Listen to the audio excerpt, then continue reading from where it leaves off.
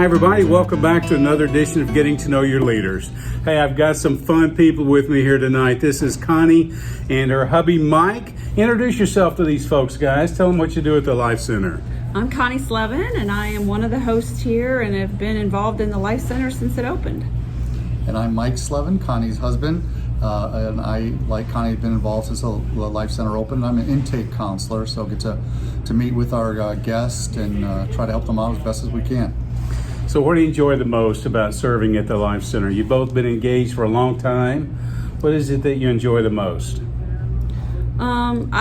People. I enjoy working with the people as they come through the door, meeting new people, trying to get to know them a little bit, know about their stories, and what kind of help they are looking for from us. So it's the people that really you enjoy the most. Yes, Connie. I do. What about you, Mike? Well, I like to hear their stories and listen and try to set up next steps for people and see some of the success stories that we've had. And they're not all success stories, but it's great to see people take some good next steps, and they started out here. Yeah, I love to hear stories too, Mike.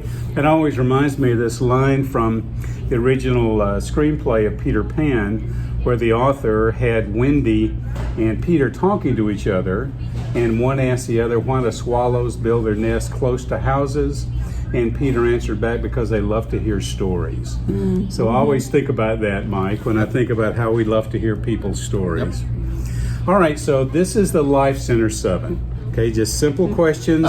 They're designed to just let people get to know you. There's no right or wrong answer here, so just answer off the cuff, okay? Okay. What's the best book you've ever read? Oh boy.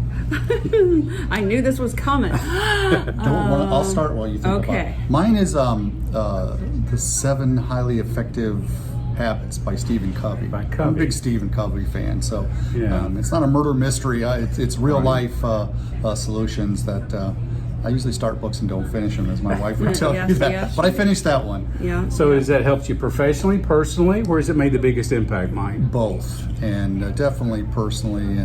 And he is, if you know Stephen Covey and about him, he's an amazing individual. So a good role model and mentor. But I've applied those principles in both my professional and personal life. Good. Connie, what about you? What's the best book you've ever read? I guess I could go back to Purpose-Driven Life, and I want to say that only because it probably was one of my stepping stones moving into a relationship with Jesus. So that was probably one of the best books I've read. Yeah, that has been a good one. Mm-hmm. All right, so let's set up a scenario here. Suppose you had a rich uncle that sadly passed away. We'd grieve, we'd be really sad, but he's left you with millions of dollars. So what would you do with that unexpected windfall of millions of dollars? Mm-hmm. Well, the first thing that I would do, and I think Connie would enjoy this too, is I would buy tickets to the Field of Dreams game next summer in Iowa, because it's the Cubs. I'm a lifelong Cubs fan, against the Reds, and Connie's a lifelong Reds fan. Yep. And as it's hard to get those tickets, but we've talked about that, and it'll coincide with our 10th wedding anniversary. So that's the first thing I would do. Wow, I can't imagine hitting a home run into the corn. I know. Oh, that would be incredible. I think the second thing we would probably do is buy a house down in Florida. One that would be big enough to house all the family and have guests come and go. Yeah. That's always been a dream as well, to have a winter home, right? Yeah. Yeah. That's good. I'm with you. I want to go south when I slow down and don't work quite as much, okay? I'm with you. So let's create another scenario here, okay? Mm-hmm. Your house is on fire. You have every living thing is safe. It's out of the house, all right? Mm-hmm. So you have the opportunity to run back in and grab one thing. What one thing would you scurry back in and grab? We have this little safe underneath this fireproof safe underneath our bed that has all of our important papers. So I think that's probably what we would probably try to grab. I would try to grab. Yeah. I would go for picture albums. Mm. Old picture albums that I don't have on, that's not before Google even happened, when I was religiously keeping photo albums of all the kids as they grew up, I would grab my photo albums. Oh. Yeah. Those things are just irreplaceable, they are. Connie. Now, if you'd ask us that, I would think we would have answered the exact opposite of that, because I'm more sentimental, but that was really nice that she did that. She And she's thought more that practical. So I took the practical route that time. All right, you're sitting on a bench.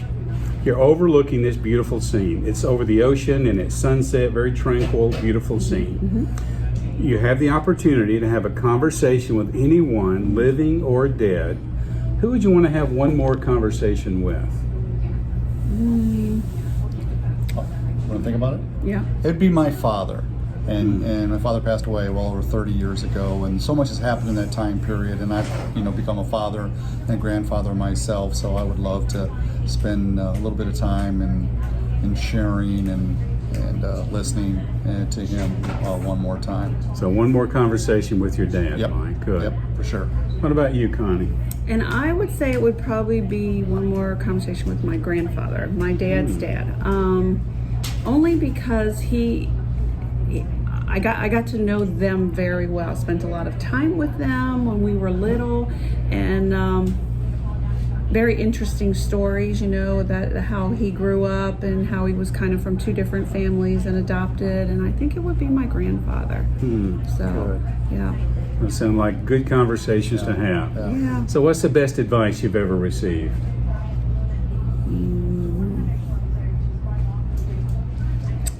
I used to have conversations with my mom all the time, and I was one of 8 kids, and Dad worked a lot, so she was there to have the conversations with us and never give up. That's what she always used to say, and no matter what was happening around you or going through, it's to never give up. So Just never give up. And I've kind of tried to pass that on to other people that I've worked with in my life. Yeah, good. And that's great advice. Never give up. Yeah. What about you, Connie? And I think one of the things is I always say God can never give me more than I can handle, right? So I always think there is always a better solution or a better way, and I know that eventually things are going to get better. So Good. yeah, just don't give me more. He's not going to give me more than I can personally handle. Good. So, That's great advice. Yeah. Yeah. When things get rough and look bleak, Yeah. take a breath and realize this is not more than I can handle. He's got me. Yeah. Someone said they had 4 words they would consider the best advice. This too shall pass. Yeah. So it gets Yep. by you. Yep. So you could travel back in time and talk to 20-year-old Mike, 20-year-old Connie. What advice would you give those 20-year-olds? Boy. Well, I'm going to go first on this one only because I think that as a 20-year-old, I didn't really have a real grasp on this whole relationship piece. I was more a religious person. So I always wish that for my children, right? So that is something I've tried to inspire in them. And then my grandchildren as well, so yeah, I just think that's part of it. I wish I could go back back to when I was 20 and start that piece over again. So cultivate your faith life and the faith life in your family. Yeah. Would kind of be a higher priority for you. Yeah. Good, Connie. Age has taught you that. Yeah. Good. Yep. What about you, Mike? And what it's taught me, and I've learned this from Connie, I would have said to slow down and be more disciplined. Because I was, a little bit crazy and younger, and so being more disciplined and slowing down, I think would have, because there's still time to enjoy everything that's available out there, and you can still be disciplined, and in all facets of my life. And Connie has taught me that in our marriage, and so I would have liked to have done that. And that's what I tell people, younger people, like you get the rest of your life to do stuff. You don't have to do it when you're 16 years old, and so just to stay focused and disciplined. Good. Well, it's been said that all great people could have their lives summarized in one sentence. So how would you like that one sentence to read that will summarize your life when it's all said and done? You can go first. Well done, my good and faithful servant. So if you lived a life of just faithfulness, yes, that would be a good epitaph. Yeah, Connie. it would be. Yeah. I like that. Yeah. In my life, about love, something about love. I just, that's what it is to me. Not always perfect at that, but that's what I want to do, and love my family and fellow people, and so that's This guy aspired to love God, his family, and other people. Yep. That'd be a great epitaph, Mike. Sure. Well, guys, you can see now why the Life Center makes such a great impact on people's lives with wonderful people like Mike and Connie, who've been so faithfully helping us build the Life Center all through the years. Hey, thanks for joining us. We'll see you next time right here on Getting to Know Your Leaders. Bye now. Bye.